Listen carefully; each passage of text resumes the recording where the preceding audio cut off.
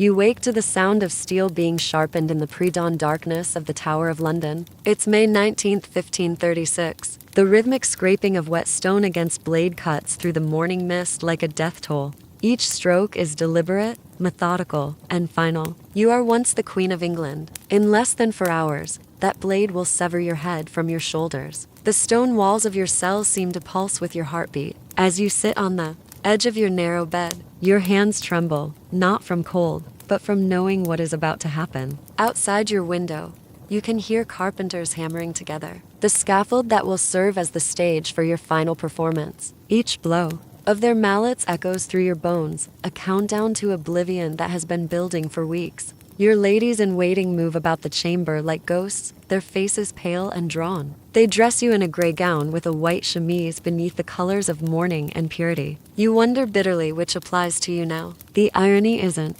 lost on you that Henry chose these colors. Even in death, he seeks to control the story, to present you as the repentant sinner rather than the wronged wife. The air in the tower carries the scent of river mud and human misery. But this morning, it's tinged with something else. The metallic smell of fear and the sweet smoke of incense from the chapel where prayers are being said for your soul. You can hear the murmur of voices beyond your door, the shuffle of feet, and the clink of armor as guards take their positions. The machinery of death is already in motion, and you are merely the central piece in this elaborate horror. If you enjoy learning about hidden truths in history, consider liking this and subscribing. For more content like this, please comment below to let me know where you're listening from. It's incredible that we are exploring these ancient stories together from different parts of the world, connected across time and space by our shared curiosity about the past. The nightmare that would end with Anne's execution began not with treason or adultery, but with Henry V's desperate need for a male heir and his growing obsession with Jane Seymour. By January 1536, Anne experienced yet another miscarriage. This one was particularly devastating, as it occurred on the same day Henry suffered a serious jousting accident that left him unconscious for 2 hours. Everyone at court understood the symbolism. As the king lay near death, so too did Anne's hopes of securing her position through motherhood. The miscarried child was said to be male, a detail that would haunt Anne's final months. Henry, who had broken with Rome and torn England apart to marry her, began to whisper that their union was cursed by God. The same theological arguments he used to annul his marriage to Catherine of Aragon were now turned against Anne. The irony was cruel. The very justifications that had raised her would now bring her down. But Henry needed more than divine displeasure to rid himself of Anne. He needed legal grounds that wouldn't question his own judgment or the legitimacy of their daughter Elizabeth. Thomas Cromwell, Henry's chief minister, needed to foresee the king's wishes to survive. He began to craft a case so elaborate and damaging that it would not only destroy Anne, but eliminate any sympathy for her. The first thread Cromwell pulled was Anne's relationship with court musician Mark Smeaton. Smeaton was everything Henry was not: young, lively, dark-haired, and charming, making him popular among the court ladies. On April 30th, 1536, Cromwell had Smeaton arrested and taken to his house in Stepney, where the young man faced interrogation. That likely included torture, though no official records exist of the specific methods used. What we do know is that Smeaton, who initially denied any improper relationship with the Queen, emerged from Cromwell's questioning ready to confess not just to adultery with Anne, but to specific details that would build the case against her. The timing and nature of his confession suggest a man broken by pain and terror, willing to say anything to end the suffering. With Smeaton's confession, Cromwell swiftly constructed a web of alleged conspirators. On May 1, during the May Day celebrations at Greenwich Palace, Henry Norris, the king's groom of the stool and one of his closest friends, was arrested. The irony of arresting Norris during a festival of spring and renewal was not lost on anyone. It was as if Cromwell intended to tarnish every symbol of joy and celebration. Norris had been with Henry for over a decade, a trusted companion who had access to the king's most private moments. His alleged crime was not just adultery with the Queen, but treason of the highest order, the betrayal of the man who had raised him from minor nobility to a position of great power. Under interrogation, Norris maintained his innocence with a steadfastness that spoke either to his genuine virtue or his knowledge that confession meant certain death. William Brereton followed Norris to the Tower on May 4th. Brereton was a gentleman, of the king's privy chamber, a man whose Welsh origins and relatively modest background made him dependent on royal favor for his position at court. Like Norris, he was accused of adultery with the queen. Cromwell added another layer to Brighton's alleged crimes, claiming he conspired to murder the king so Anne could marry one of her lovers and rule through a puppet husband. The most shocking arrest occurred on May 5th when Sir Francis Weston, just 25 years old and newly married, was taken to the Tower. Weston came from a wealthy family and had no reason to risk everything for the Queen's favor, making his role in the conspiracy particularly puzzling. 2. Those at the time. His youth and the fact that he had so much to live for made his alleged involvement in such a dangerous plot hard to believe, but it was the final arrest that sent shockwaves through the court and revealed the true extent of Henry's cruelty. On May 2nd, George Boleyn, Anne's younger brother and Viscount Rochford, was arrested on charges of incest with his sister. The accusation was so monstrous and so far beyond acceptable behavior, even in the morally flexible Tudor court, that it served a specific purpose. It transformed Anne from an adulteress into someone so depraved that no punishment could be too severe. George Boleyn was much like his sister, intelligent, cultured, and sharp-witted, traits that made him both popular and dangerous at court. He was also fiercely loyal to Anne, a loyalty that Henry viewed as a threat to his authority. By accusing George of incest, Cromwell wasn't just destroying Anne's brother. He was making sure that no one would dare defend her, for fear of being seen as supporting such an unnatural crime. The speed of these arrests, all within 5 days, shows the carefully planned nature of the conspiracy against Anne. This was not a gradual uncovering of wrongdoing, but a timed attack aimed at preventing Anne's allies from organizing a defense or even fully understanding what was happening. Anne herself was arrested on May 2nd, right after she returned from watching a tennis match at Greenwich Palace, where she had seen Henry playing with Francis Weston, the very man who would be arrested 3 days later as her alleged lover. The symbolism was intentional and cruel. Anne's last moments of freedom were spent watching the king enjoy himself with the man who would be accused of betraying him. The charges against Anne were delivered to her by her uncle, the Duke of Norfolk, a man whose position partly came from the Boleyn family's rise, now forced to pronounce her doom. Norfolk's role in Anne's downfall revealed the brutal reality of Tudor politics. Family loyalty meant little compared to royal favor and personal survival. Witnesses recorded Anne's reaction to the charges, and their accounts depict a woman struggling to grasp the enormity of her situation. She reportedly laughed when she heard the adultery accusations, not out of amusement, but because of the sheer absurdity of the claims. The notion that she could have had multiple affairs under the intense scrutiny of court life, where her every move was closely watched, was so ridiculous that laughter seemed like the only response. But as the full extent of the charges became clear: adultery with 5 men, incest with her brother, conspiracy to murder the king, and planning to marry one of her lovers after Henry's death, Anne's laughter faded. She was accused not just of sexual misconduct, but of treason that affected every part of her relationship with the crown and court. The journey from Greenwich Palace to the Tower of London took Anne through the same streets where she had once ridden in triumph during her coronation procession just 3 years earlier. Then the crowds had cheered and thrown flowers. Now, they watched in silence as the fallen queen passed by in a barge surrounded by guards. The contrast must have been unbearable, traveling the same route that had once symbolized her greatest ambitions, now heading to a place from which few emerged alive. Upon her arrival at the Tower, Anne was placed in the same apartments where she had stayed before her coronation, another act of cruelty that made her confront just how far she had fallen. The rooms that had once been prepared for a triumphant queen were now a luxurious prison, filled with the same tapestries and furnishings that had witnessed her greatest triumph. Sir William Kingston, the constable of the Tower, was ordered to keep thorough records of Anne's words and actions during her stay. Kingston was a career administrator who knew his survival depended on giving his superiors the information they wanted. His reports show Anne as both defiant and despairing. Sometimes she maintained her innocence with royal dignity. Other times, she broke down under the heavy burden of her situation. One of the most telling parts of Kingston's reports is Anne's disbelief that Henry would actually have her executed. She often expressed confidence that the king would show mercy, that their marriage and shared history would matter in the end.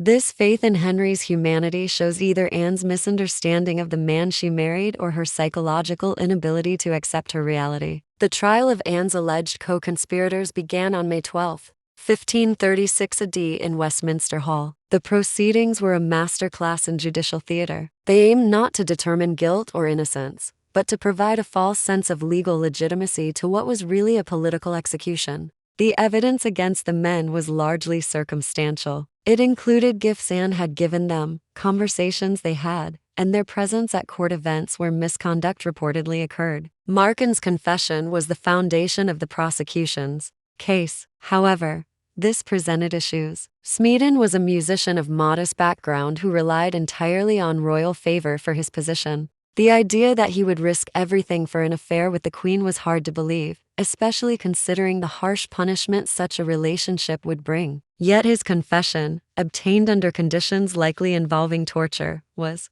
the basis for the entire conspiracy theory. Henry Norris, William Brereton, and Francis Weston all maintained their innocence during their trials. They refused to confess, even when offered lighter sentences for admissions of guilt. Their refusal, in the face of certain death, suggests remarkable courage, genuine innocence, or maybe both. These men had everything to live for and nothing to gain by protecting a queen who was clearly doomed. The trial of George Boleyn, held separately due to his noble status, was perhaps the most dramatic. George was a skilled speaker and legal thinker, who chose to defend himself against the charges. His defense in Westminster Hall was so captivating that observers noted the jury seemed swayed by his arguments and genuinely unsure about his guilt. For a moment, it looked like at least one of Anne's alleged conspirators might escape Cromwell's trap. But George made a critical mistake that showed either his naivety about court politics or his strong desire to clear his sister's name. When given a written question that he was told to read silently, George instead read it aloud in front of the entire court. The question was about Henry's supposed impotence and his inability to satisfy Anne sexually. This damaging information sealed George's fate. No matter whether he was guilty or innocent, the verdicts in all the trials were predictable. Norris, Weston, Brereton, and Smeaton were found guilty and sentenced to the standard punishment for treason, hanging, drawing, and quartering. George Boleyn, because of his noble birth, was sentenced to death by beheading. The quickness of the trials and the consistency of the verdicts showed that these proceedings were about political needs, not justice. Henry's treatment of the condemned men revealed the calculated cruelty that marked his handling of the affair. He changed the sentences of the 4 commoners to simple beheading, a supposed act of mercy that aimed to prevent the gruesome spectacle of hanging and quartering, which might have drawn sympathy for the victims. On May 17, 1536 AD, 5 men died on Tower Hill for their alleged ties to Anne Boleyn. Mark Smeaton, the musician whose confession began the whole affair, went to his death claiming guilt, perhaps out of real remorse, a last effort to protect others, or a mind broken by torture and fear. Henry Norris, William Brereton, and Francis Weston all insisted on their innocence until the end. Their final words were carefully recorded by observers who recognized the historical importance of the moment. George Boleyn's execution was the most emotional of all. As Anne's brother and closest ally, his death symbolized not just the loss of a life, but the destruction of a family that had risen so high and fallen so far. His final speech was noted for its dignity and his continued claims of innocence. Delivered with the eloquence that had made him a valued member of the king's inner circle, Anne, confined to her quarters in the Tower, would have heard the sounds of her alleged lover's executions, the crowds gathering, the executioner's axe falling, the cheers of spectators eager for blood. The psychological toll of knowing that men had died because of their alleged connections with her, whether those connections were real or not, must have been nearly unbearable. Meanwhile, Henry had already moved on with his usual speed and ruthlessness. Even before Anne's trial began, he was making plans to marry Jane Seymour, the calm, quiet woman who embodied everything and was not. While Anne was dark, passionate, and intellectually challenging, Jane was fair, submissive, and content to fill the role of a decorative royal wife. Anne's trial was set for May 15, 1536 AD, in the Grand Hall of the Tower of London. The location was significant. By trying Anne in the Tower itself, Henry avoided the chance of public demonstrations in her favor while ensuring that the trial took place under the imposing presence of the fortress where she was held. The trial was a display of pageantry and legal theater. Anne entered the hall wearing a black gown, the color of mourning, serving as a visual reminder of her fall from grace. She was accompanied by her ladies-in-waiting, who stayed with her for comfort, and as witnesses to ensure that her behavior during the proceedings was properly observed. Recorded, Thomas Howard, Duke of Norfolk and Anne's own uncle, presided over the trial as Lord High Steward. Norfolk, pronouncing judgment on his niece, showcased the harsh realities of Tudor politics, where family loyalty often took a back seat to royal favor and personal survival. The charges against Anne were read in full, each accusation more damaging than the last. She was accused of adultery with Henry Norris on October 6, 1533, at Westminster Palace, with William Brereton on November 8, 1533, at Westminster, with Mark Smeaton on April 26, 1536, at Westminster, and with Francis Weston on May 20, 1534, at Westminster Palace. The specific dates and locations aimed to give credibility to the charges, though they also revealed their fabricated nature. The precision seemed too perfect, too convenient for prosecutors trying to prove their case beyond reasonable doubt. The incest charge involving her brother George was dated November 2, 1535, at Westminster Palace, well after Anne's last pregnancy had ended in miscarriage. The timing suggested not passionate wrongdoing, but a calculated conspiracy that fit Cromwell's narrative of a queen so depraved that no crime was beneath her. Perhaps the most serious charge was that Anne had plotted to imagine and arrange the king's death and had promised to marry one of her lovers after Henry's death. This charge of treasonous intent was the hardest to prove, yet also the most necessary. Without it, Anne's other alleged crimes might be seen as personal failings rather than threats to the state, warranting the ultimate penalty. Anne's response to the charges was carefully observed and recorded. Contemporary accounts describe her as keeping her composure throughout the reading of the accusations. Her face showed little of what she must have been feeling. When given the chance to respond, she firmly denied all charges, impressing even her enemies.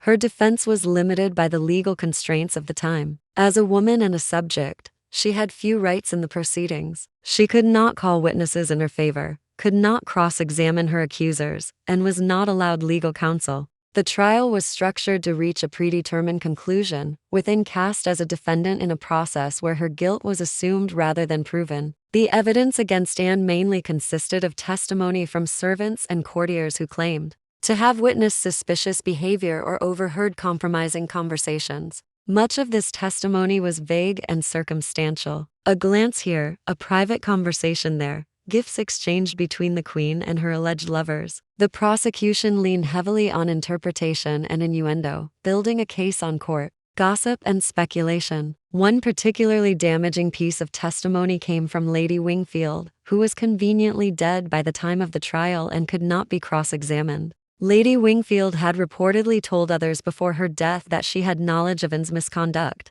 though the specifics were never clearly stated. The use of testimony from a deceased witness who could not be challenged showed the prosecution's desperation to build a convincing case. The trial proceedings moved quickly, even by Tudor standards. The entire case was presented, debated, and decided in a single day, a pace that allowed little time for careful consideration of the evidence or for Anne to mount an effective defense. The pressure to reach a quick resolution reflected Henry's eagerness to move forward with his plans for a new marriage and his desire to limit the time available for public opinion to rally in Anne's favor. When it was time for the jury to deliberate, there was little suspense about the outcome. The 26 peers judging included men who owed their positions to Henry's favor, knowing their own futures depended on delivering the verdict the king wanted. Some had once supported Anne, but now felt compelled to condemn her to save themselves. The guilty verdict was announced by Norfolk with what observers described as visible emotion. Whether this showed genuine sorrow or relief at finishing Anne's unpleasant duty remains unclear. As Anne's uncle, Norfolk faced a difficult position. He had to participate in the destruction of his own family member while maintaining the appearance that justice was being served. The sentence for Anne was death by burning or beheading at the king's pleasure. The option of burning reflected the medieval punishment for women who committed treason, especially those guilty of adultery against their husbands. Beheading was presented as a mercy, but also served Henry's interests by avoiding the horrific sight of a queen being burned alive in public. Anne's reaction to the sentence was noted by everyone present. She received the news of her condemnation with what contemporary accounts describe as remarkable composure, maintaining her royal dignity. Even in the face of imminent death, her response included a request that God save the king and a declaration of her innocence. That rang through the great hall of the Tower with a clarity that even moved her enemies. However, it was her private moments, recorded by Sir William Kingston and the ladies who attended her, that revealed the full weight of what she endured. In the days between her trial and execution, Anne fluctuated between hope and despair, confidence and terror, highlighting the psychological torture of her situation. She expressed faith that Henry would show mercy, believing their shared history and the love they once had would matter in the end. This faith seems almost tragic in hindsight, considering what we know about Henry's character and his treatment of other wives who fell out of favor. Anne's inability to accept her reality may have served as a defense mechanism, helping her maintain sanity in a situation that would have broken most people. The question of Anne's guilt or innocence has intrigued historians for nearly 5 centuries. The evidence against her was mostly circumstantial and relied on the testimony of individuals whose own survival depended on pleasing the king. Markin's confession, obtained under torture, became the foundation of the case. However, confessions gained through torture were known to be unreliable. The specific dates and locations mentioned in the charges against Anne pose significant issues for those who believe she was guilty. Court records indicate that Anne was either pregnant or had recently given birth during many of the times she was accused of carrying on affairs. This made the physical realities of multiple relationships extremely difficult, if not impossible. Moreover, the intense scrutiny faced by royal consorts meant that secret romantic relationships were extraordinarily risky and hard to hide. The rapid development of the charges and the trials conducted point to a predetermined outcome instead of a thorough investigation into actual wrongdoing. Cromwell's efficiency in building a case against Anne and her alleged conspirators was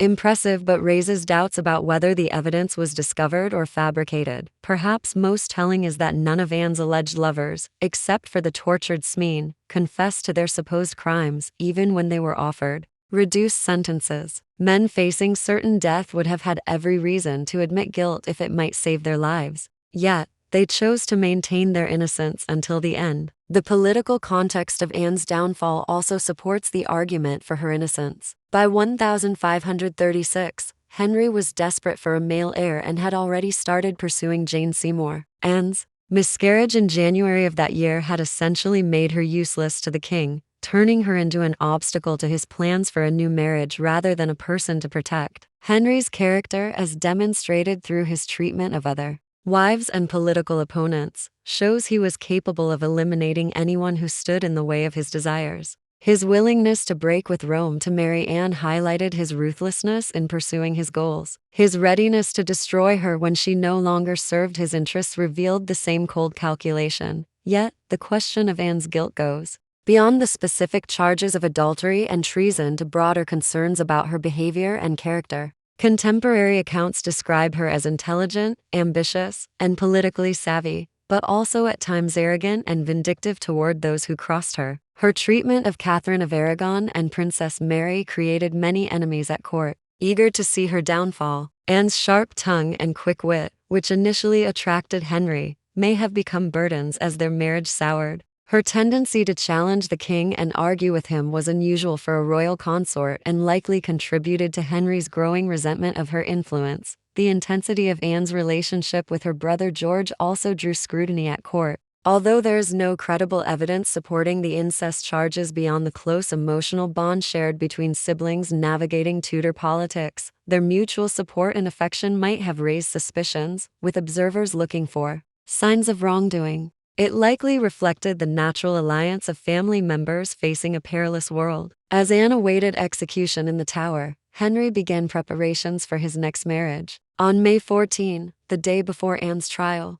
Archbishop Cranmer was called to Lambeth Palace to hear Henry's confession and pronounce his marriage to Anne null and void. The haste of this proceeding revealed Henry's eagerness to remove the legal barriers to his union with Jane Seymour. The annulment of Henry's marriage to Anne was based on the same theological arguments used to dissolve his marriage to Catherine of Aragon, the claim that the union had never been valid in God's eyes. In Anne's case, Henry cited his previous relationship with her sister Mary as an impediment that made their marriage incestuous and therefore invalid from the start. The irony of this argument was striking. Henry claimed that Anne was guilty of adultery during their marriage while also arguing that no marriage had ever legally existed between them. The logical contradiction was less important than the legal convenience. By declaring the marriage invalid, Henry could claim that Anne had never been queen and that their daughter Elizabeth was illegitimate. The psychological impact on Anne of learning that her marriage was being declared null and void must have been devastating. In one swift action, Henry erased not just their relationship, but also her entire identity as Queen of England. She was reduced from a crowned queen to a woman who had lived in sin with the king. Her daughter lost her legitimacy, and her life's work was dismissed as meaningless. Meanwhile, preparations for Anne's execution proceeded with the grim efficiency typical of Tudor administration. Henry made the unusual choice to bring in a swordsman from Killala instead of using the traditional axe commonly employed for executions. Presenting the sword as an act of mercy, he suggested that the French method was quicker and more reliable than the English approach. Choosing a foreign executioner served several purposes beyond just efficiency. It distanced Henry from the act itself, allowing him to frame Anne's death as a legal necessity rather than a personal act of revenge. It also removed the chance that an English executioner might refuse the task or feel sympathy for the condemned queen. The executioner from Killala was said to be an expert, having performed similar tasks for the French court. He brought not only skills but also a sense of continental sophistication. His presence at the Tower reminded everyone that Anne's execution would follow the highest standards of European practice. The sword itself became an object of fascination and dread in Anne's final days. Unlike the heavy, brutal axe typically used for English executions, the executioner's sword was described as light and sharp. It was designed for precision rather than brute force and was kept hidden until the execution, adding an element of mystery that heightened the psychological tension. Anne's behavior during her last days revealed a woman trying to keep her dignity and sanity in a situation that would have overwhelmed most people. Sir William Kingston's reports described her as sometimes confident and defiant, other times weeping and despairing. She often spoke of her innocence and her belief that God would vindicate her. Yet she also made practical arrangements for her death, showing an understanding of her grim reality. One of the most touching aspects of Anne's final days was her worry for her daughter Elizabeth. At not yet 3 years old, Elizabeth was too young to grasp what was happening to her mother, but Anne knew her death would leave the child orphaned and illegitimate. Her request to see Elizabeth one last time was denied, adding another layer of cruelty to her final hours. Anne's ladies-in-waiting were allowed to stay with her during her imprisonment, providing both comfort and oversight in those last days. These women, who once vied for the honor of serving the queen, found themselves in the impossible position of supporting a doomed woman while looking out for their own positions at court. The night before her execution, Anne spent hours in prayer and reflection, preparing her soul for what she believed would be her judgment before God. Contemporary accounts depicted her as calm and resigned, having accepted that Henry would not show mercy and that her death was inevitable. She also took time to discuss practical matters regarding her execution, like the clothing she would wear and the behavior expected of her on the scaffold. Even in death, Anne understood that she would be performing for an audience, and that her final moments would be examined for signs of guilt, innocence, repentance, or defiance. The morning of May 19, 1536, dawned gray and misty, with a dampness in the air, reflecting the somber mood surrounding the tower. Anne woke early, having slept little during her final night. She immediately began the rituals to prepare for her death. She chose to wear a dark gray damask gown with a white chemise underneath, colors symbolizing both mourning and purity. This choice was significant. By wearing white, Anne made a silent statement about her innocence, while the gray represented her acceptance of her impending death. Her hair, once her crowning glory, and the first thing that drew Henry's attention, was arranged simply and covered with a white cap to make the executioner's task easier. The practical realities of her execution influenced even these final personal details, reminding Anne that she was no longer a woman preparing for a social occasion, but a condemned prisoner preparing for death. Anne's final meal was simple some bread and wine that she consumed more for its ritual significance than out of appetite. Food held little appeal for someone facing imminent death, but breaking bread served as a final communion with life and a preparation for whatever lay beyond. As the morning went on, Anne could hear sounds of preparation outside her window. The scaffold had been completed overnight, and workmen were now testing its construction and arranging the straw that would sever the neck cleanly. The sight of the foreign weapon added an exotic element to the events, creating a feeling of witnessing something unprecedented in English history. What happened next would be debated for centuries. The executioner raised his sword. In a movement so quick that many in the crowd missed it entirely, he brought the blade down in a single decisive stroke. Anne Boleyn's head was severed from her body with a precision that showed the skill of the man Henry had brought in from Calais. Contemporary accounts describe the crowd's reaction as one of stunned silence, followed by a mix of gasps, prayers, and murmured conversations. The reality of what they had witnessed, the execution of a queen, was so overwhelming that many spectators seemed unable to comprehend what they had just seen. Some crossed themselves and whispered prayers for Anne's soul, while others simply stared in fascination at the scene before them. The executioner's efficiency was both a mercy and a horror. Anne's death was immediate, sparing her the prolonged agony that often characterized executions with traditional methods, but the very speed of her destruction also highlighted the finality of what had occurred. One moment she was alive, the next she was just a body on the scaffold. Anne's ladies, who had watched their mistress die with tears streaming down their faces, now performed their final duty. They carefully gathered Anne's remains, wrapping her head and body in white cloth with the care of women preparing a beloved friend for burial. Their grief was genuine and profound. These women had served Anne during her rise to power and had stayed loyal to her even in her darkest moments. The crowd began to disperse almost immediately after the execution, as if the spectators were eager to escape the heaviness of what they had witnessed. The shocking nature of the event, the execution of a crowned Queen of England, left many feeling that they had taken part in something that challenged the foundations of royal authority. Within hours of Anne's death, Henry VIII was already moving forward with his plans for the future. He married Jane Seymour in a private ceremony on May 30, 1536, just 11 days after Anne's execution. The speed of this transition showed Henry's eagerness to put the entire episode behind him and start anew with a wife who promised to be more compliant and less challenging than her predecessor. But Henry's attempt to erase Anne from history was not completely successful. Her daughter Elizabeth, though declared illegitimate, survived and would eventually become one of England's greatest monarchs. The woman Henry had destroyed in his pursuit of a male heir would be remembered through the daughter whose legitimacy he had denied. The men who had died alongside Anne were quickly forgotten by history, their names remembered mainly in connection with her story. Mark Smeaton, Henry Norris, William Brereton, Francis Weston, and George Boleyn had all been sacrificed to Henry's need for a clean break from his second marriage. Their deaths served as a warning to anyone who might challenge royal authority or become too closely associated with a fallen favorite. Thomas Cromwell, who had pulled the strings in the entire affair, continued to serve Henry faithfully until his own fall from grace and execution in 1540. His fate served as a reminder that in Henry's court even the most valuable servants were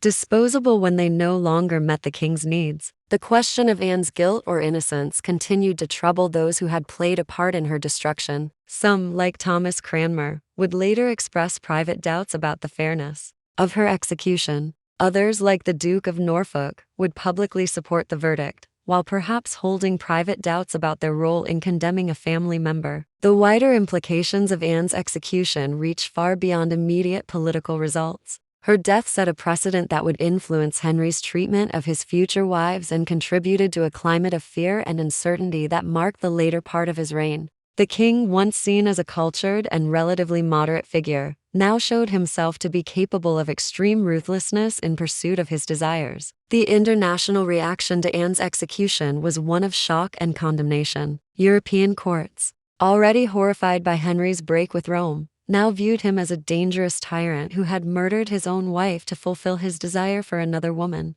The execution damaged England's reputation abroad and further isolated the country from Catholic Europe. Yet amidst all the political calculations and international fallout, the human cost of Anne's destruction remained the most significant aspect of the entire event. A woman who had once held immense power in England, second only to the king, had been reduced to a headless corpse on a scaffold, her life sacrificed to her husband's ambitions and insecurities. The Tower of London, which had witnessed Anne's execution, would continue to serve as the backdrop for royal dramas and political executions for centuries to come. But the memory of that grey morning in May 1536 would linger in the stones of the fortress, reminding all of the price of royal favor and the dangers of standing too close. Anne's burial was as rushed and undignified as her trial had been. Her remains were placed in an old elm chest that had once held bow staves, and she was buried in the chapel of St. Peter at Vincula within the Tower grounds. There was no grand funeral, no royal ceremony, and no monument to mark the resting place of a woman who had once been Queen of England. The irony of Anne's burial location was fitting. She was laid to rest in the same chapel where many other victims of royal justice had been buried, including her own brother, George, and the men who had been accused of being her lovers. The chapel became a gathering place for those who had fallen from Henry's favor, serving as a silent reminder of the deadly consequences of being close to power. In the days after Anne's execution, life at court went on with a normalcy that felt almost shocking in its lack of sensitivity. Courtiers who had once vied for Anne's attention now redirected their efforts toward winning favor with Jane Seymour. The machinery of royal government continued to operate as though nothing extraordinary had happened, as if executing a queen was just another administrative task completed with typical Tudor efficiency. Yet beneath this surface normalcy, the trauma of Anne's destruction lingered in the air. Those who had witnessed her execution carried the memory of that swift stroke that had taken her life and changed the course of English history. The image of a blindfolded queen kneeling by a block, maintaining her dignity even as death approached, would haunt the witnesses for the rest of their lives. The psychological impact on Henry himself remains a topic of historical debate. Contemporary accounts suggest he exhibited no outward signs of remorse or regret, instead immersing himself in his new marriage with obvious enthusiasm. However, the speed with which he moved to erase Anne from official records and public memory suggests a man desperate to escape the burden of his actions. Official portraits of Anne were taken down from royal residences. Her initials were chiseled away from buildings where they had once been proudly displayed, and her coat of arms was replaced with Jane Seymour's. The systematic removal of Anne's presence from the royal landscape was thorough and intentional, as if Henry believed that by erasing all traces of her existence, he could somehow reverse what had happened. History often preserves what rulers seek to obliterate. Anne's story survived not only in official records but also in the memories of those who knew her, the whispered conversations of courtiers who had seen her rise and fall, and the growing legend of a woman who dared to challenge the established order and paid the price for her boldness. The execution of Anne marked a turning point in Henry V's reign and in English history as a whole. It showed the extent of royal power to destroy even those closest to the throne, and set a precedent that would influence the treatment of future queens and political adversaries. The woman who had once held enough power to change the religious course of a nation had become a cautionary tale about the dangers of ambition and the unpredictability of royal favor. As the sun set on May 19, 1536, the Tower of London fell into an uneasy quiet. The scaffold had been taken down, the crowd had gone home, and the physical remnants of Anne's execution had been removed. However, the psychological and political fallout from that morning would continue to impact English history for generations. The woman who had woken that day to the sound of steel being sharpened was now at peace. Her struggles with Henry and the court were finally over. The blade that had been prepared with such care and precision had fulfilled its deadly purpose, silencing forever a voice that had once commanded the attention of kings and changed the direction of nations. In the deepening darkness of that May evening, as the Tower guards made their rounds and the Thames lapped at the fortress walls, the ghost of Anne began its long haunting of English history. The woman who had been erased from official memory would live on in the stories shared by those who remembered her, in the questions posed by historians who doubted her guilt, and in the legend of a queen who had dared to challenge a king and had paid for that courage with her life. The sound of steel being sharpened had marked the start of Anne's final day. The silence that followed her execution signaled the end of one of the most dramatic and tragic chapters in the long, bloody history of the English crown. In that silence, heavy with the weight of what had been lost and destroyed, the true horror of Anne's execution unfolded. It was not just the death of a woman, but the murder of possibilities, the erasure of a different future, and the victory of fear over hope in the dangerous world of Tudor England.